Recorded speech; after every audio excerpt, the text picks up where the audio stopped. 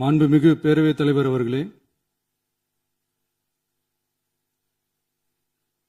மாபெரும் தலைவர்கள் வழிநடத்திய மாண்பும் மாபெரும் வரலாற்று சிறப்பு கொண்ட இந்த சட்டமன்ற பேரவையின் 17வது சட்டமன்ற பேரவைக்கு நம்மையும் நம்ம தமிழக வெற்றி கழகத்தை சார்ந்த சட்டமன்ற உறுப்பினர்களையும் தேர்ந்தெடுத்து அனுப்பின நிரந்தரமாக என் நெஞ்சில் குடியிருக்கும் தாயன்புமிக்க தமிழக மக்கள் அனைவருக்கும்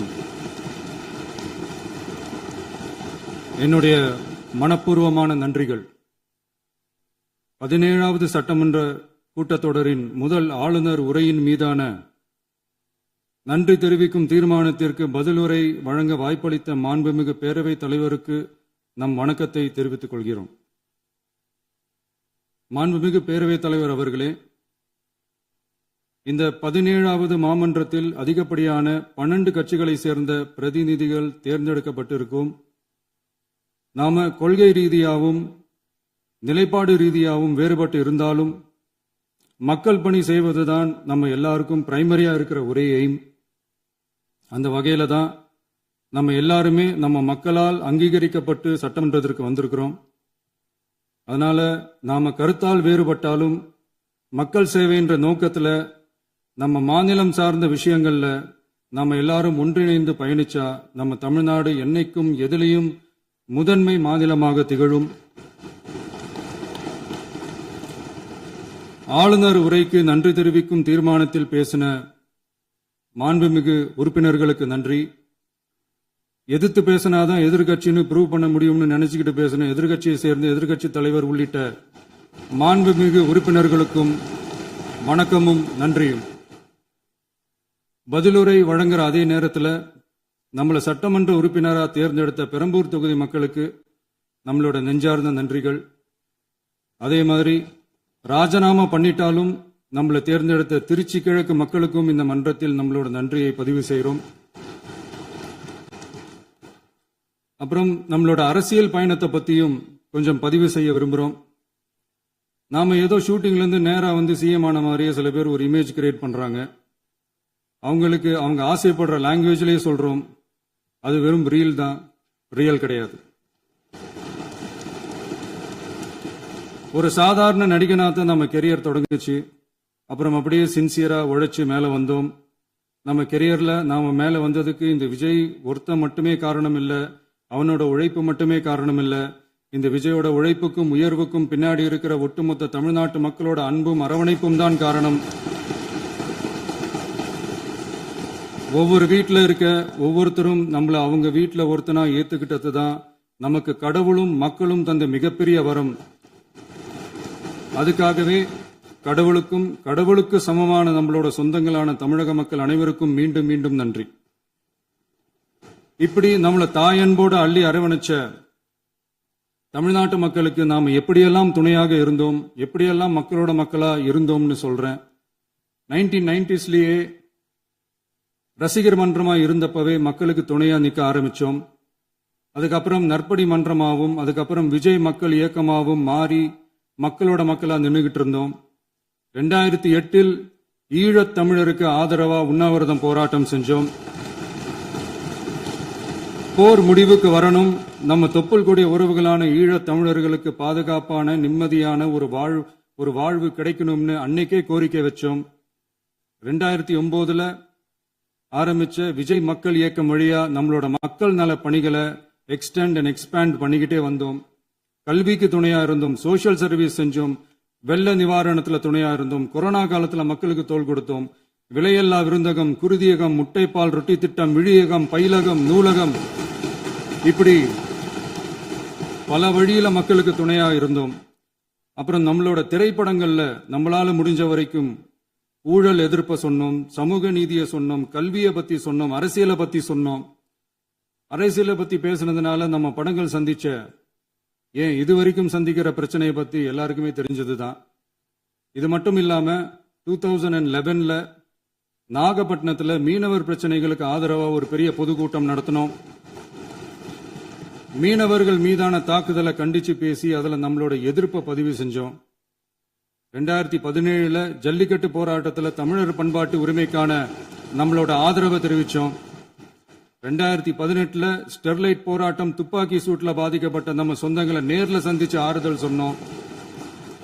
2021 உள்ளாட்சி தேர்தலில் விஜய் மக்கள் இயக்க வேட்பாளர்கள் போட்டியிட்டு ஜெயிச்சாங்க.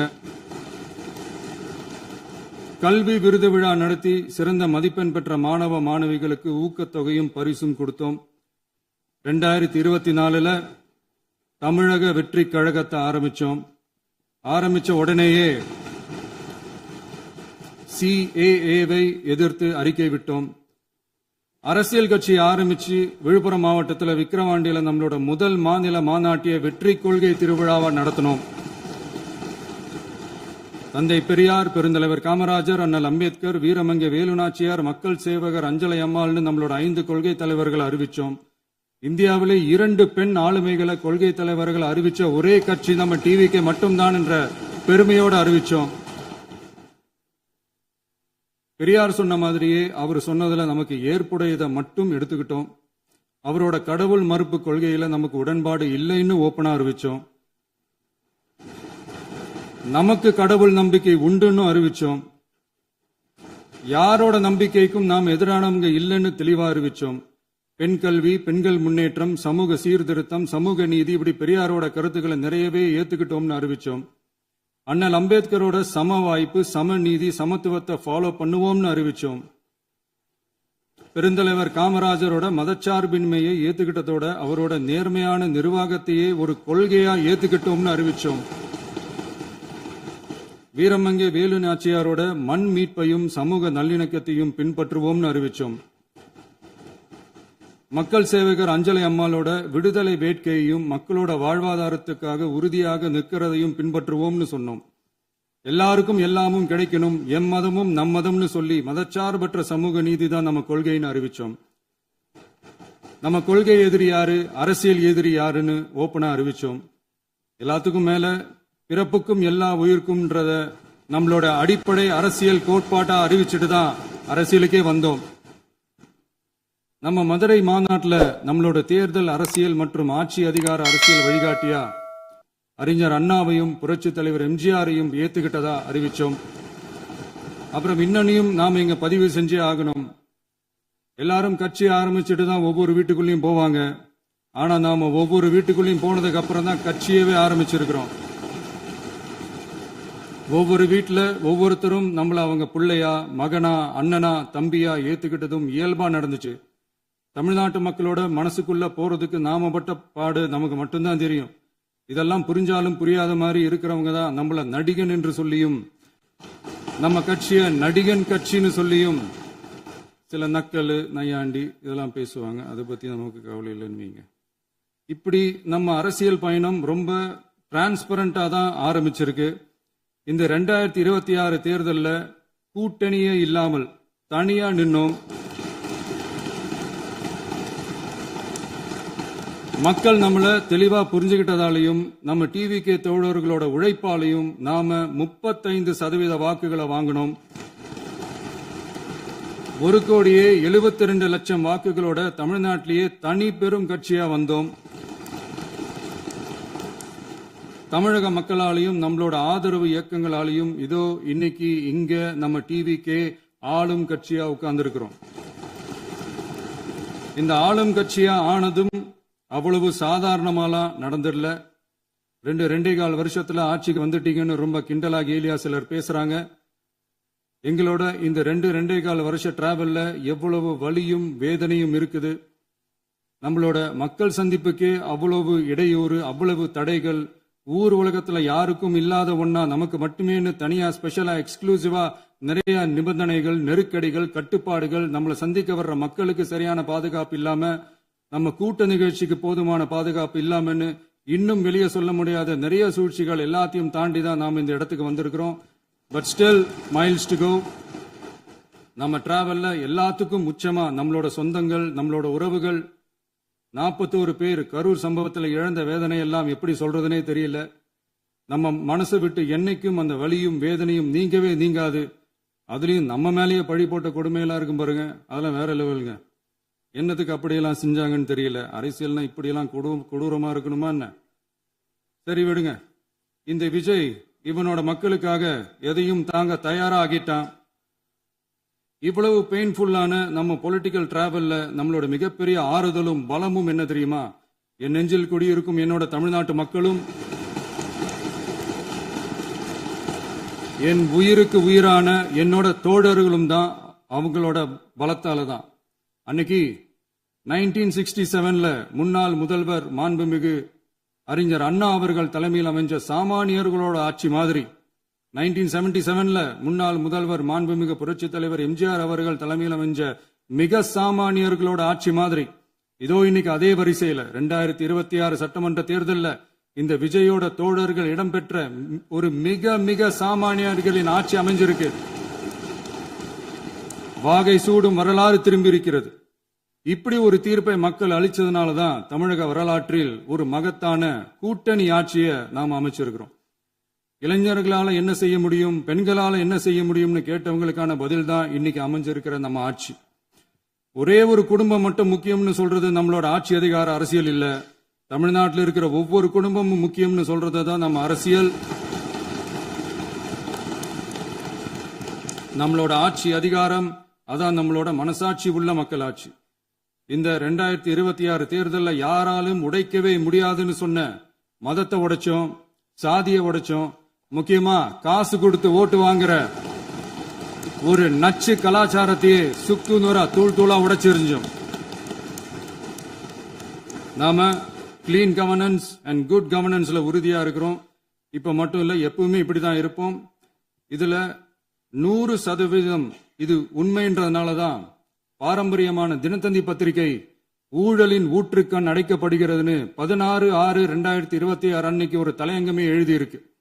ஒரு தவறு செய்தால் அது தெரிந்து செய்தால் அவன் தேவன் என்றாலும் விடமாட்டேன் என்று எம்ஜிஆர் அன்று பாடினார். அதை இன்று விஜய் செயலில் காட்டுகிறார்னு அந்த எடிட்டோரியல்ல எழுதியிருக்கு. இந்த நேரத்தில் தினத்தந்திக்கு நம்மளோட நன்றியை தெரிவிச்சுக்கிறோம்.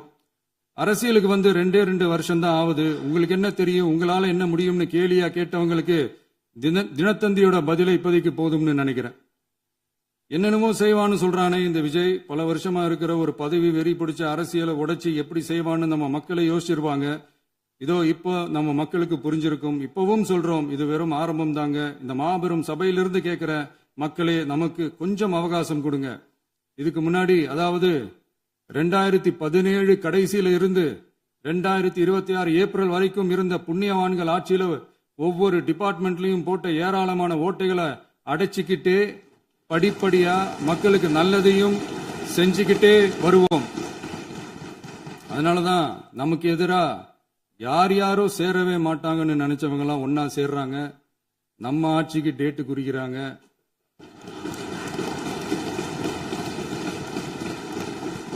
சரி, அவங்கள நம்ம மக்களே பார்த்துப்பாங்க, அதை விடுங்க. நாம ஆட்சிக்கு வந்து சரியா 40 நாள் ஆகுது. அதுக்குள்ள என்ன செஞ்சீங்கன்னு கேக்குறாங்க. ஒரு லிஸ்ட் ஒன்னு சொல்றேன் கேளுங்க. பெண்கள் பாதுகாப்புக்காக சிங்கப்பெண் சிறப்பு படை, 200 யூனிட் வரை கட்டணமில்லா மின்சாரம், போதைப் பொருள் ஒழிப்புக்காக தனிப்படை, குறுவை நெல் சாகுபடியை ஊக்குவிப்பதற்காக 134.83 கோடி சிறப்பு தொகுப்பு திட்டம், வழிபாட்டு தலம், ஸ்கூல், பஸ் ஸ்டாண்டுன்னு அதுக்கு பக்கத்தில் இருக்கிற 717 மதுபான கடைகள் மூடப்பட்டன. அங்க வேலையில் இருந்தவர்களுக்கு வேறு கடைகளில் வேலை, கவனிக்கப்படாமல் விடப்பட்ட அம்மா உணவகங்கள் புதுப்பிக்கப்பட்டன. பத்திரப்பதிவு துறையில் பகல் கொள்ளைக்கு புல் ஸ்டாப் வைக்கப்பட்டுள்ளது. வருகையில்லா ஆவண பதிவு முறை கொண்டுவர உத்தேசிக்கப்பட்ட செயல்பாட்டில் உள்ளது. அரசு மற்றும் தனியார் மருத்துவமனையில் ஸ்கேன் மையங்களில் கருவுறுவதற்கு முன் மற்றும் பின் ஏற்படும் தவறுகளை கண்காணிக்கவும், மருத்துவ நிறுவனம் முறைப்படுத்தும் சட்ட விதிகள் பின்பற்றப்படுகிறதா என கண்காணிக்கவும், மருத்துவ மற்றும் ஊரக பணிகள் இயக்கத்தின் பயன்பாட்டிற்காக 40 புதிய வாகனங்கள் வழங்கப்பட்டுள்ளது. கூட்டுறவு வங்கியின் ஏழை எளிய மக்கள் வாங்கிய கடனுக்கு முதல் முத்தாய்ப்பாக ரூபாய் 2045 கோடி தள்ளுபடி வழங்கி ஆணையிடப்பட்டுள்ளது. ஒன்றிய அரசிடம் கேட்டுக்கொண்டதற்கிணங்க கடந்த 2 வருடமாக நிறுத்தி வைக்கப்பட்ட இருந்த ஜல் ஜீவன் மிஷன் திட்டம் புதுப்பிக்கப்பட்டு ஜல் ஜீவன் மிஷன் திட்டம் 2.0 நடைமுறைக்கு கொண்டு வரப்பட்டுள்ளது. 18,500 கோடி அளவில் உறுதியளிக்கப்பட்ட காஞ்சிபுரம் மாவட்டத்தில் மைய விரிவாக்க திட்டம், கோயம்புத்தூரில் மின்னணு பொருட்கள் மற்றும் மின்னணு அமைப்புகள் உற்பத்தி திட்டம், மற்றும் திருவள்ளூர் மாவட்டத்தில் காட்டுப்பள்ளி LNT கப்பல் கட்டும் தளம் விரிவாக்க திட்டத்திற்கு ஒப்பந்தங்கள் போடப்பட்டுள்ளன. அனைத்து நிர்வாக நடவடிக்கைகளும் மின்னணு முறையில் மாற்றம் கொண்டு வர நடவடிக்கை எடுக்கப்பட்டு வருகிறது. சட்டவிரோத கல்குவாரி மற்றும் அனுமதியின்றி கனிமங்களை எடுத்துச் செல்வது தடுக்கப்பட்டுள்ளது. பல்வேறு குவாரிகள் சீல் வைக்கப்பட்டுள்ளன. கனிமங்களை கண்காணிப்பது, எல்லைகளை நிர்ணயிப்பது மற்றும் ஆளில்லா விமானம் மூலம் அளவீடு செய்வது போன்றவற்றை செயல்படுத்துவதற்கான பணிகள் மேற்கொள்ளப்பட்டு வருகின்றன. அனைத்து துறைகளிலும் அலுவலர் தலையீடு இல்லாமல் லஞ்ச லாவண்யமற்ற தமிழகத்தை உருவாக்க அனைத்து நடவடிக்கைகளும் முடுக்கிவிடப்பட்டுள்ளது. இதெல்லாம் சாம்பிள் தான், இன்னும் இருக்கு. இந்த வெறும் 40 நாளுக்குள்ளேயே இவ்வளவு செஞ்சிருக்கோம்னா இனி வர்ற நாட்கள்ல கொஞ்சம் கொஞ்சமா படிப்படியா ஸ்டெடியா உழைச்சி லஞ்ச லாவண்யம் இல்லாத, ஊழல் இல்லாத, பெண்களுக்கு பாதுகாப்பான, சுதந்திரமான, டிரான்ஸ்பரண்டான தமிழ்நாட்டை நம்ம சொந்தங்களான தமிழக மக்களுக்கு தர்றது தான் நம்மளோட ஒன் அண்ட் ஒன்லி டார்கெட். கண்டிப்பா அதை நிறைவேற்றியே காட்டுவோம். 8 கோடி மக்கள் நம்மளோட இருக்கிறப்போ ஏங்க அதை செய்ய முடியாது? மாண்புமிகு பேரவைத் தலைவர் அவர்களே, தமிழ்நாட்டின் கருவூலம் எப்படி திசை மாறி உருமாறி தேய்ந்து ஓய்ந்து கிடக்கிறதுன்னு சொன்னாங்க. திசை மாறி உருமாறி தேய்ந்து ஓய்ந்துன்னு வசனம் மாதிரி ரைமிங்கா இல்லாம வளமான இலக்கியமா இதே சபையில பேசினவங்களோட திறமையான ஆட்சியில நடந்த நிதி மேலாண்மையை பத்தி வெள்ளை அறிக்கையா வெளியிட்டோம். வெள்ளை அறிக்கை வந்ததிலிருந்தே கண்ணை கட்டுதுங்க. அந்த காலத்துலதான் பிள்ளையோ பிள்ளை, தொல்லையோ தொல்லைன்னு சொன்னாங்க. அதே மாதிரி தாங்க அவங்க ஆட்சியாலையும் அவங்களாலையும் இன்னைக்கு தமிழ்நாட்டுக்கே தொல்லையோ தொல்லை. இப்படி ஒரு நிலைமையை உண்டாக்கி வச்சுட்டு இவங்க சொல்றாங்க நமக்கு ஆட்சி செய்ய தெரியாதுன்னு. நம்ம அமைச்சர்களுக்கும் நம்ம சட்டமன்ற உறுப்பினர்களுக்கும் ஒன்னும் தெரியாதுன்னு. ஆமாங்க, எங்களுக்கு தெரியாதுதான். எங்க சட்டமன்ற உறுப்பினர்களுக்கும் அமைச்சர்களுக்கும் மக்கள் பணி செய்ய தெரிஞ்ச அளவுக்கு மக்கள் பணத்தை சுருட்ட தெரியாதுதான்.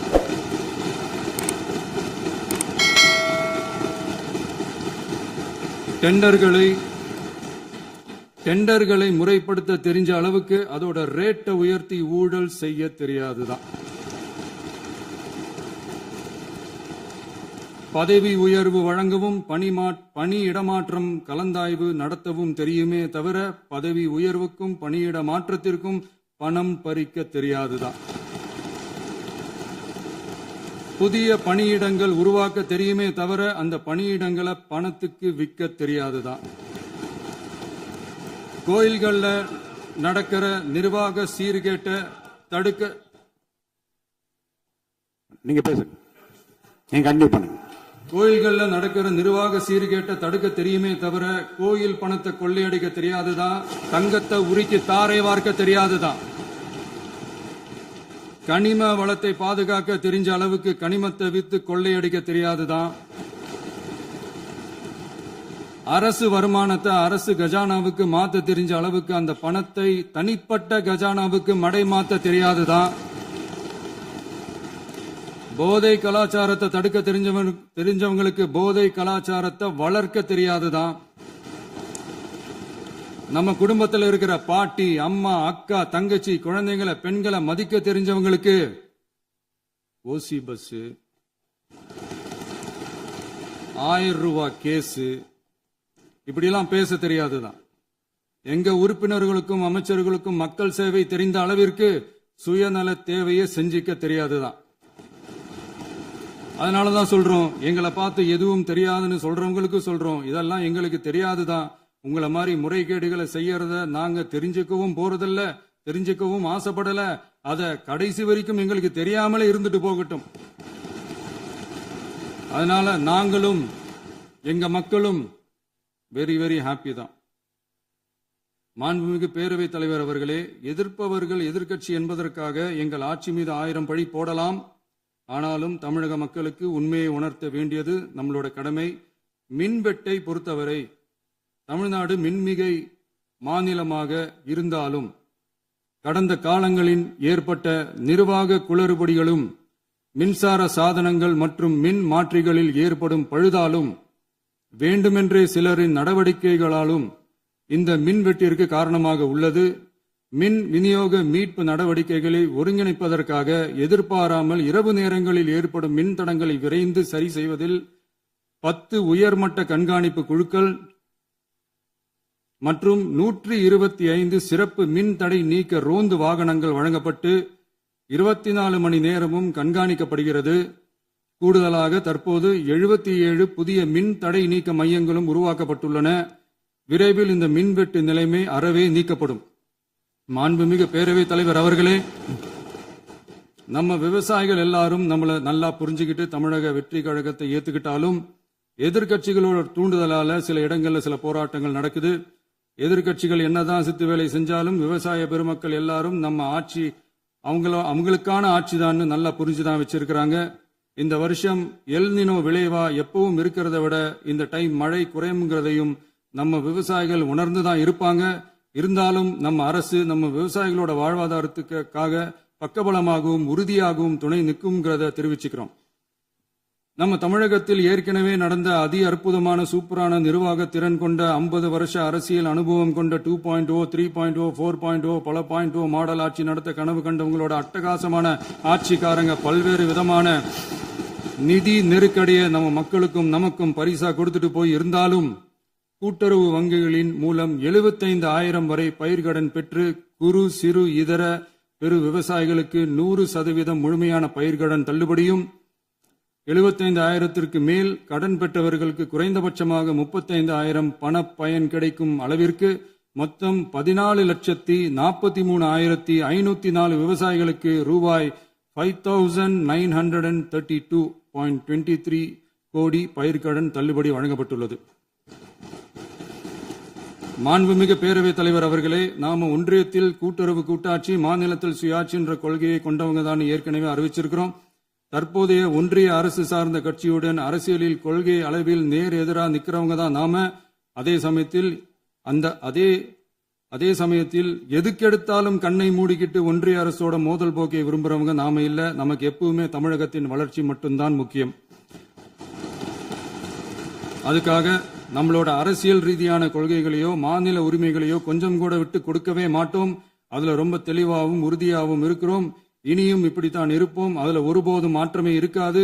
அதனால இதுல யாரு திசை திருப்ப வேலையில் ஈடுபட்டாலும் அவங்க எல்லாரும் மக்கள் மத்தியில் தோற்பது உறுதி.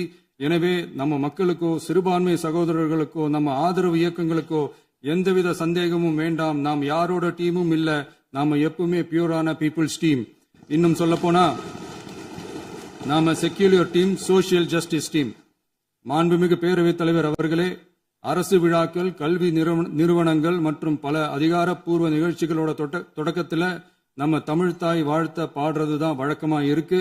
தமிழ்தாய் வாழ்த்த பொறுத்த வரைக்கும் நம் அரசு இதுல நம்மளோட உறுதியான நிலைப்பாட்டை ஒன்றிய அரசுக்கு மிக தெளிவா தெரிவிச்சிருக்கு. அது இல்லாம இதில் மாநில அரசின் கொள்கைக்கு ஏற்ப ஒன்றிய அரசின் அறிவிக்கையில் திருத்தம் மேற்கொள்ள கோரிக்கையும் விடுக்கப்பட்டுள்ளது. நீட் தேர்வை பொறுத்தவரை கிராமப்புற மற்றும் பொருளாதார ரீதியாக பின்தங்கிய மாணவர்களுக்கு சமமான வாய்ப்பை வழங்குவதில்லை. மருத்துவ கல்வியில் சமூக நீதி மற்றும் சம வாய்ப்பை நீட் பாதிக்கிறது என்பதை உணர்கிறோம். எனவே மருத்துவ படிப்புகளுக்கான சேர்க்கையை 12ஆம் வகுப்பு மதிப்பெண்களின் அடிப்படையில் நடத்த வேண்டும் என்று நமது அரசு வலியுறுத்தி வருகிறது. மத்திய அரசிடம் நீட்டிலிருந்து தமிழ்நாட்டிற்கு விலக்கு வழங்க வேண்டும் என்று கோரிக்கை விடுத்துள்ளது. மாண்புமிகு பேரவைத் தலைவர் அவர்களே, பேரறிஞர் அண்ணா அவர்கள் தலைமையிலான அரசு 1968 இருமொழி கொள்கையை நடைமுறைப்படுத்தியது. தமிழ் ஆட்சி மொழி, தமிழ் மொழியை பாதுகாப்பது, மாணவர்களுக்கு ஆங்கிலத்தின் மூலம் உலக அளவிலான வாய்ப்புகளை வழங்குவது, எந்த ஒரு மொழியையும் கட்டாயமாக திணிப்பதை தவிர்ப்பது மற்றும் எதிர்ப்பது, நிலத்தின் மொழி மற்றும் பண்பாட்டு அடையாளத்தை பேணுவது என்பதை நம் தமிழக வெற்றிக் கழக ஆட்சி ஏற்றுக்கொண்டுள்ளது. எனவே தமிழ்நாட்டில் தமிழ் ஆட்சி மொழி மற்றும் இருமொழி கொள்கை என்பதில் நமக்கு மாற்று கருத்தே இல்லை. மாண்புமிகு பேரவைத் தலைவர் அவர்களே, கடந்த 11/6/2026 அன்று நடந்த நிதி ஆயோக் கூட்டத்தில் தமிழ்நாடு அரசின் சார்பாக கலந்து கொண்டு வறுமையற்ற தமிழ்நாடு இயக்கம் உருவாக்க தேவையான நிதியையும், தமிழ்நாட்டுக்கு 2 எய்ம்ஸ் மருத்துவமனைகளை தருமாறும், மருத்துவம் மற்றும் பல் மருத்துவ படிப்பிற்கு 12ஆம் வகுப்பு மதிப்பின் அடிப்படையில் இடங்களை நிரப்புதல் குறித்தும், செயற்கை நுண்ணறிவு தொடக்க நிறுவன வளர்ப்பு மையங்கள் தமிழ்நாட்டில் அமைக்கவும், இளைஞர் திறன் மற்றும் வேலைவாய்ப்பு இயக்கம் செயல்படுத்த வேண்டியும், பெண்கள் தலைமையிலான வளர்ச்சி குறித்தும், மீனவ சமுதாயங்களின் வாழ்வாதாரம் மற்றும் மீன்பிடி படகுகள் மற்றும் மீனவர்களை விடுவித்தல் குறித்து நிரந்தர நடவடிக்கை எடுக்க வேண்டியும், காலநிலை தாங்கும் தன்மை பெருந்திட்டம் 2045 கீழ் விண்வெளி உற்பத்தி மையத்தை தேசிய விண்வெளி உற்பத்தி மையமாக அறிவிக்க கோரியும், தமிழ்நாட்டில் சாலை போக்குவரத்து, நெடுஞ்சாலை மற்றும் ரயில்வே அமைச்சகத்தின் மேம்பாட்டு குறித்தும், அனைத்து கிராமங்களையும் டிஜிட்டல் இணைப்பு வசதி ஏற்படுத்துதல் குறித்தும், கூட்டு குடிநீர் திட்டம் தொடரவும், அரசின் விழாக்களில் தமிழ்தாய் வாழ்த்துக்கான முதலிடத்திற்கான கோரிக்கையும், மேகதாது அணை கட்டுமான நிறுத்தத்தை உறுதிப்படுத்தவும், மாநிலத்தின் மீது மும்மொழி கொள்கையை வற்புறுத்தாமல் புதிய கல்விக் கொள்கையை திணிக்காமல் தமிழகத்திற்கான கல்வித் தொகை ரூபாய் 3284 கோடியை விடுவிக்க கோரியும், ஆண்டுதோறும் 5 லட்சம் இளைஞர்களுக்கு உதவித் தொகையுடன் கூடிய பணியினை தொழில்நுட்ப பயிற்சி வழங்க ஒத்துழைப்பு வழங்குமாறும், ஒகேனக்கல் 3ஆம் கட்ட கூட்டு குடிநீர் திட்டத்திற்கான நிதி ரூபாய் 2283.40 விடுவிக்கவும், வேலை வாய்ப்பு மற்றும் வாழ்வாதாரத்துக்கான உத்தரவாத திட்டத்தின் கீழ் வேலை வாய்ப்புகளை உருவாக்க உடனடி நடவடிக்கை மேற்கொள்ள வேண்டியும் மற்றும் திருக்குறளை தேசிய இலக்கியமாக அறிவிக்குமாறும் தமிழ்நாடு சார்பில் பேசியுள்ளோம் என்பதை தெரிவித்துக் கொள்கிறோம். மாண்புமிகு பேரவைத் தலைவர் அவர்களே, அண்டை மாநிலங்களுடனான நட்புறவு ஒரு மாநிலத்தின் வளர்ச்சிக்கும் நாட்டின் ஒற்றுமைக்கும் மிகவும் அவசியமானது. தமிழ்நாடு தனது அண்டை மாநிலங்களுடன் நதி நீர் பங்கீடு, பொருளாதாரம், கல்வி, கலாச்சாரம் மற்றும் போக்குவரத்து துறைகளில் நல்லுறவை பேணி வருகிறது.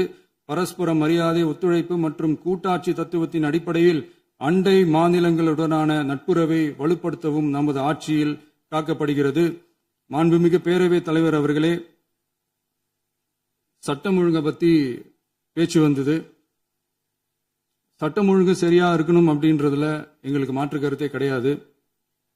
கண்டிப்பா லா அண்ட் ஆர்டர் கரெக்டா இருக்கணும், கரெக்டா இருக்கும், இருக்க வைப்போம். அதே மாதிரி பெண்கள் பாதிக்கப்படுறதையும் இங்க யாராலையும் சகிச்சுக்கவே முடியாது. அதுக்கான கடுமையான நடவடிக்கைகள் நம்ம அரசு எடுத்துக்கிட்டு இருக்கிறோம். இந்த சிங்கப்பெண் சிறப்பு அதிரடி படை கூட அதுக்கான ஒரு ஃபர்ஸ்ட் ஸ்டெப் தான். அதே மாதிரி இந்த போதைப் பொருள் நடமாட்டம், அதை கண்ட்ரோல் பண்றதுக்கும் நம்ம அரசு கடுமையான நடவடிக்கைகள் எடுத்துக்கிட்டு இருக்கிறோம்.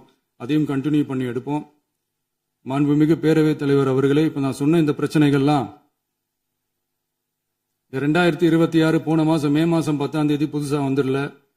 இதெல்லாம் பல வருஷமா இருக்கிற பிரச்சனைகள் தான், பல வருஷமா கண்டுக்காம விட்ட பிரச்சனைகள் தான். இன்னைக்கு எதிர்கட்சிக்காரங்க அதை பத்தி கேட்கும் போது எனக்கு அது அக்கறையா தெரியல, அவதூறு அரசியலா தான் தெரியுது, பழி போட்ட அரசியலா தான் தெரியுது. இப்படி அவதூறு பழி போடுறவங்கள பார்த்து ஒன்னே ஒண்ணுதான் கேட்கணும்னு தோணுது. கடந்த 9-10 மாசமா நம்ம ஸ்டேட்ல சட்டம் ஒழுங்கு டிஜிபியே இல்ல. சட்டம் ஒழுங்கு டிஜிபியை போடுங்கன்னு சொல்லி எல்லாம் ஓஞ்சு போயிட்டோம். போன ஆட்சியில் நடந்ததுக்கெல்லாம் இப்பதான் விடையே கண்டுபிடிக்கிறோம் நம்ம ஆட்சியில்.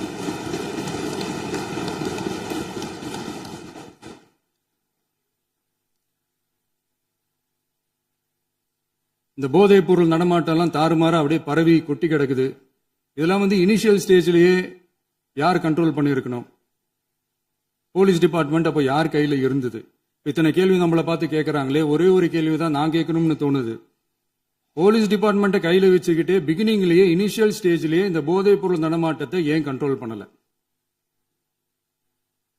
மனசாட்சி உள்ளவங்க இந்த பிரச்சனையெல்லாம் ஏன் நடக்குதுன்றது அவங்களுக்கே நல்லா தெரியும். இன்னைக்கு சட்டம் ஒழுங்கை பத்தி கேள்வி கேட்க கூடாதா அப்படின்னா தாராளமா கேட்கலாம். இது ஜனநாயக அரசு, மன்னராட்சி எல்லாம் கிடையாது, மனசாட்சி உள்ள மக்களாட்சி. அதனால கேள்வி கேட்கலாம், எல்லாருக்கும் எல்லா உரிமையும் உண்டு. விமர்சனம் செய்யலாம், எல்லாருக்கும் எல்லா உரிமையும் உண்டு. ஆனா நம்ம ஆட்சியில என்ன நடவடிக்கைகள் எடுத்திருக்கோன்றது தெரிஞ்சுக்கிட்டு அதுக்கேற்ற மாதிரி ஒரு நடுநிலையா பேசுனீங்கன்னா கொஞ்சம் நல்லா இருக்கும். சட்டம் ஒழுங்கை பத்தி யாருக்கு என்ன யோசனை இருந்தாலும், மக்கள் நலனுக்காக யாருக்கு என்ன யோசனை இருந்தாலும் அதை தாராளமாக சொல்லலாம். நம்ம அரசு அது காது கொடுத்து கேட்கும். ஆனா நம்ம அரசினுடைய நிர்வாகத்திறன் அதை பத்தி பேசுறவங்களுக்கு இந்த ஊரடிச்சு உலையில போட்டு ஊழல் மேல ஊழலா செஞ்சுக்கிட்டு அதுல இருந்து தப்பிக்கிறதுக்கு பேர் தான் நிர்வாகத்திறன் அப்படின்னு சொன்னா, அப்படிப்பட்ட ஒரு ஊழல் செய்யற நிர்வாகத்திறனை நம்ம அரசு ஒரு நாளும் செய்யாது. பொட்டி பெட்டியா பணத்தை வச்சுக்கிட்டு, பெட்டியை வச்சு எல்லாம் செஞ்சுக்கிட்டு, போதைப் பொருள் பாதுகாவல் கழக மாடல் அரசாங்கம் செஞ்ச ஒவ்வொரு ஊழலா வெளியில வந்துகிட்டு இருக்கு. டாஸ்மாக்ல அது என்னப்பா அது பேரு, பார்ட்டி ஃபண்ட், கட்சி நிதி அப்படின்ற பேர்ல அடிச்ச கொள்ளையெல்லாம் ஒண்ணு ஒன்னா இப்போ கவர்மெண்டோட கஜானாவுக்குள்ள கொண்டு சேர்த்துக்கிட்டே இருக்கிறோம். உட்காருங்க. மாண்புமிகு முதல்வர்கள் பதில் உரைக்கு பிறகு முதல்வர் பதில் உரைக்கு பிறகு நேரம் தரேன். அப்ப பேசட்டும், அவங்க பேசட்டும், அவங்கள பேச அனுமதி. உட்காருங்க, உட்காருங்க. இந்த டாஸ்மாக் மாதிரியே பல டிபார்ட்மெண்ட்லயும் மறுபடியும் சொல்றேன், கட்சி நிதின்ற பேர்ல அடிச்ச கொள்ளைய ஒன்னா கவர்மெண்டோட கஜானாக்குள்ளேயே கொண்டு சேர்த்துக்கிட்டே இருக்கிறாங்க. இப்பவும் சொல்றேன், மக்கள் பணத்துல இருந்து ஒரு பைசா கூட தொடமாட்டோம், தொடவும் விடமாட்டோம், தொட்டா விடமாட்டோம், இதுக்கு முன்னாடி தொட்டவங்களையும் விடமாட்டோம்.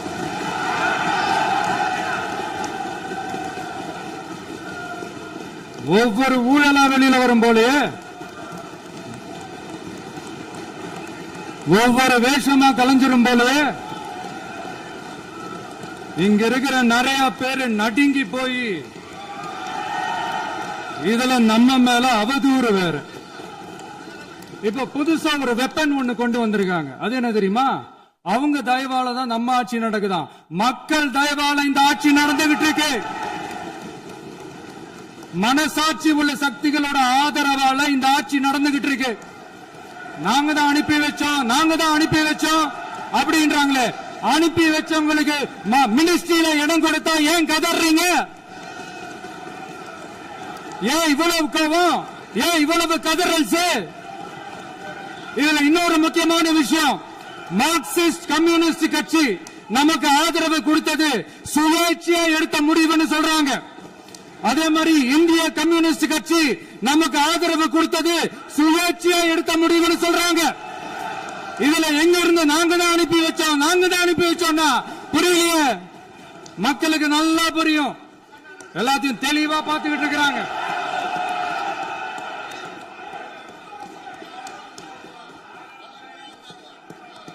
முதலமைச்சர் கண்டிப்பா பண்ணலாம். முதலமைச்சர்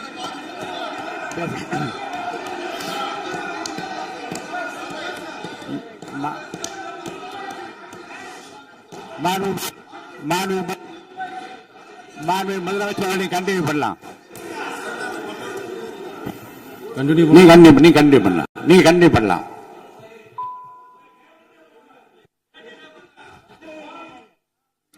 இந்த சமூக நீதி அரசு, சமூக நீதி அரசுன்னு சொல்றவங்களை பார்த்து கேட்கிறேன், நம்ம பட்டியலின சகோதரர்களுக்கு எத்தனை அமைச்சர் பதவி கொடுத்தீங்கன்னு கொஞ்சம் சொல்ல முடியுமா? ஆனா நம்மளுடைய அரசுல 8 அமைச்சர் பதவிகள் யாருக்கு? நம்ம பட்டியலின சகோதரர்களுக்கு. எல்லாம் நம்ம அண்ணன், நம்ம தம்பி, நம்ம தங்கச்சிங்க. அண்ணல் அம்பேத்கர் அவர்களுடைய கிட்டத்தட்ட 100 ஆண்டு கால கனவு இப்ப நிறைவேறி இருக்கு. நான் ஏன் கொஞ்சம் சவுண்டா பேசுறேன் அப்படின்னா அவங்களுக்கு கேட்கணும்ன்றதுக்காக தப்பா எடுத்துக்காது. அதே மாதிரி பெண்களோட பாதுகாவலர் நாங்க தான் அப்படின்னு சொல்லிக்கிறவங்களை கேட்கிறேன், எத்தனை பெண்களுக்கு அமைச்சர் பதவியில இடம் கொடுத்தீங்க கொஞ்சம் சொல்ல முடியுமா? எங்க அரசுல 4 சகோதரிகளுக்கு அமைச்சர் பதவி கொடுத்திருக்கிறோம்.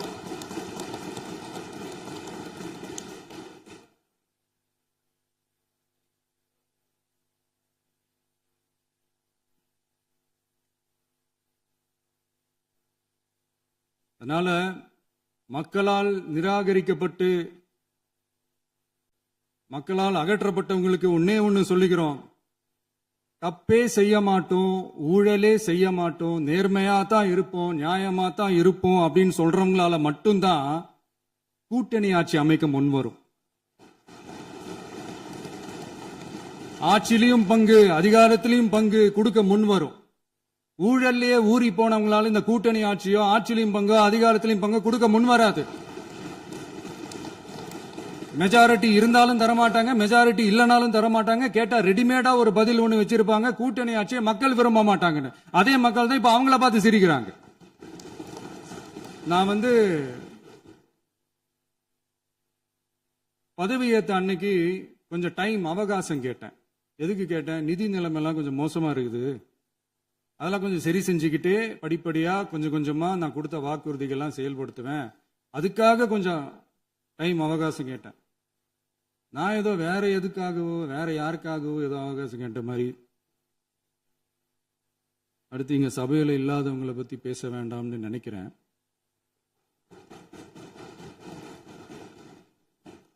இங்க நம்மளை பத்தி அவதூறு பரப்புறதோட மட்டும் இல்லாம இப்ப நம்ம மக்கள் மேலேயும் அவதூறு பரப்ப ஆரம்பிச்சிட்டாங்க.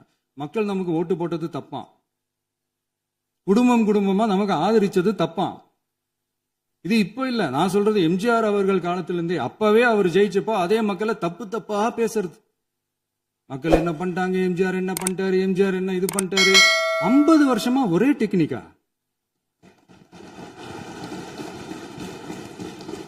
டெக்னாலஜி எல்லாம் மாறி வேற எங்கேயோ போயிட்டு இருக்கு பஸ். இதுல கொஞ்சம் டெக்னிக்காச்சும் கொஞ்சம் மாத்தினா கொஞ்சம் நல்லா இருக்கும். அதனால மக்களுக்கு யூஸ்ஃபுல்லா இருக்கிற மாதிரி இந்த ஆக்கப்பூர்வமான கருத்துக்களோ ஆக்கப்பூர்வமான யோசனைகளோ இருந்தா சொல்லுங்க. அதை நாங்க டெஃபரெண்டா எடுத்துக்கிறோம். ஆனா அதை விட்டுட்டு இந்த நக்கல், நையாண்டி, சம்பந்தம் இல்லாத பேச்சு இதெல்லாம் பேசிட்டு அப்புறம் முதல்வர் பதில் சொல்லல, முதல்வருக்கு பதில் சொல்ல தெரியல அப்படின்னா அப்புறம் என்ன சோஃபா மாடல் ஆட்சியா? அது என்னன்னு புரியறதுக்கே எனக்கு ரொம்ப நாள் ஆச்சு. இந்த சோஃபா செட்டு, டேபிள் சேரு, டீபாய், பர்னிச்சர் பிசினஸ் எல்லாம் வேற எங்க வெளியில போய் பண்ண சொல்லுங்க.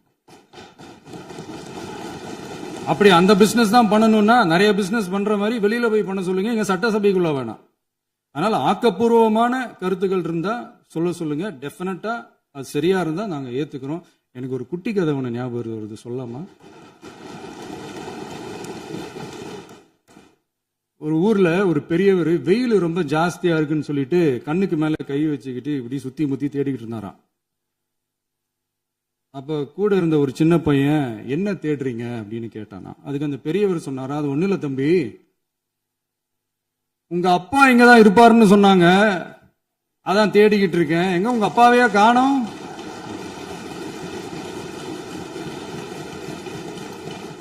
இல்ல அந்த எங்களுக்கும் நக்கலா நையாண்டியா சம்பந்தம் இல்லாத குட்டி கதை இதெல்லாம் எங்களுக்கும் பேச தெரியும். அந்த கதையில பெரியவர் அப்படி சொன்னாராம், தப்பா எடுத்துக்காதீங்க. அந்த கதையில பெரியவர் அப்படி கேட்டாராம். அதனால யாரும் இங்க டென்ஷன் ஆக வேணாம். அதனால இன்னொரு இந்த என்னுடைய உரையை முடிக்கிறதுக்கு முன்னாடி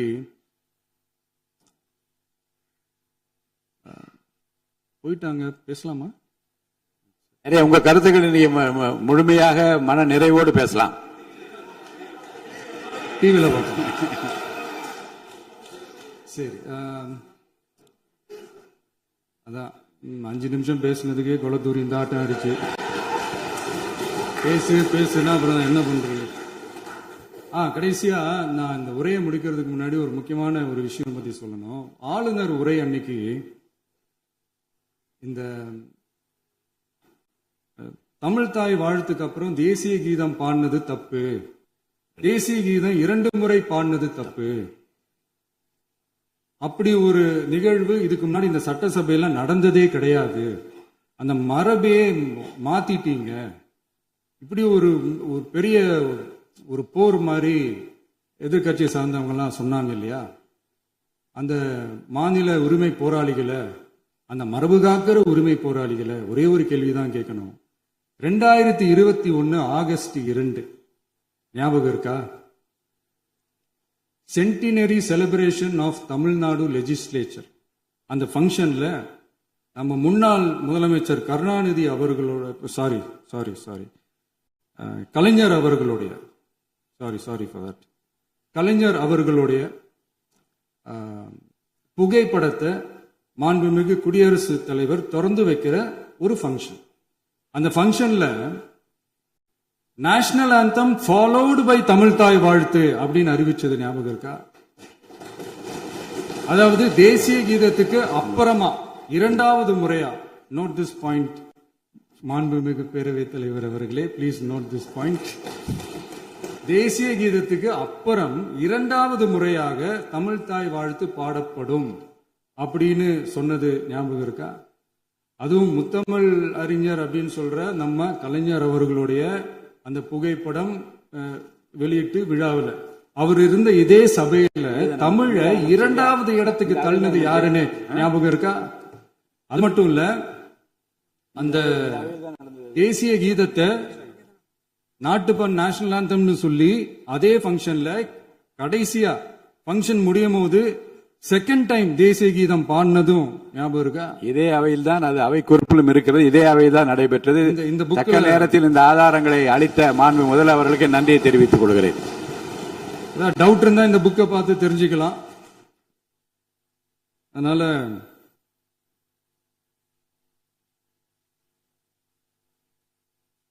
இதெல்லாம் கேட்டா என்ன சொல்லுவாங்கன்னா, அது ஜனாதிபதி கலந்துகிட்ட ஃபங்க்ஷன், அதெல்லாம் அப்படிதான், அதெல்லாம் கண்டுக்க கூடாது அப்படின்னு சொல்லுவாங்க. இதே மாதிரிதான் பேசுறது ஒண்ணு, செய்யறது ஒண்ணு, செய்யறது ஒண்ணு, பேசுறது ஒண்ணு. இதெல்லாம் மக்கள் பார்த்துக்கிட்டு இருக்காங்க. எலெக்ஷனுக்கு முன்னாடி தான் அப்படி செஞ்சுக்கிட்டு இருந்தாங்க. இப்ப எலெக்ஷனுக்கு அப்புறம் அதே தான் செய்யறாங்க. இந்த விஜயையும் சாமானியர்களின் உண்மையான சமூக நீதி அரசையும் அவமானப்படுத்துறதுக்கு தான் அவங்களோட அந்த பொலிட்டிக்கல் சீனியாரிட்டி அது பயன்படுத்துது போல. சரி, செய்யட்டும் செய்யட்டும், நல்லா செய்யட்டும். இப்போ ஆனாலும் நம்மளுடைய மாநில உரிமை, மொழி உரிமை, உத்தமபுத்திரர் போல வேஷம் போடுற எதிர்கட்சிக்கு ஒன்றை மட்டும் ஆணித்தரமாக சொல்றோம். உங்களை மாதிரி தமிழ்னு சொல்லிக்கிட்டு, மொழி, பண்பாடு, கலாச்சாரம்னு சொல்லிக்கிட்டு ரெட்டை வேஷம் போடுறவங்க நாங்க கிடையாது. உலகெங்கும் வாழும் என் தமிழ் சொந்தங்களுக்கு நம்முடைய உத்தரவாதம் தமிழ் தான் எங்க உயிர் நாடி அப்படின்றத மறக்க மாட்டோம். இப்பவும் சொல்றோம், மாநில உரிமையில எப்பவும் உறுதியா இருப்போம். அதே சமயத்துல அரசியல் வேற, ஒன்றிய மாநில அரசுகளுக்கு இடையே இருக்கிற நிர்வாக அணுகுமுறை வேற. இதுல நாங்க ரொம்ப தெளிவா இருக்கிறோம். அதனால எங்களுக்கு பாடம் எடுக்கிறதா நினைச்சுக்கிட்டு உங்க வேஷத்தை நீங்களே கொஞ்சம் கொஞ்சமா கலைச்சுக்கிட்டே வர்றீங்க, மறந்துடாதீங்க. அப்புறம் நேத்து எதிர்கட்சி தலைவர், மாண்புமிகு எதிர்கட்சி தலைவர் பேசும்போது நிறைய பேசினாங்க. அதுல ஒண்ணு மட்டும், அரசு சொல்றதா நினைச்சுக்கிட்டு நம்மளை இன்டைரக்டா ஈவில் அப்படின்ற அந்த வார்த்தையை யூஸ் பண்ணாங்க. எனக்கு ஒண்ணுதான் சொல்லணும்னு தோணுது. ஈவில்ஸ்னு டெவில்ஸ் பேசக்கூடாது.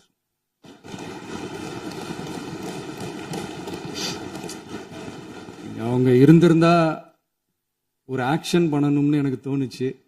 எல்லாரும் போயிட்டாங்க. இல்ல, பர்மிஷன் பண்ணலாமா? இப்பவும் பண்ணலாம், ஒண்ணும் தப்பு இல்ல.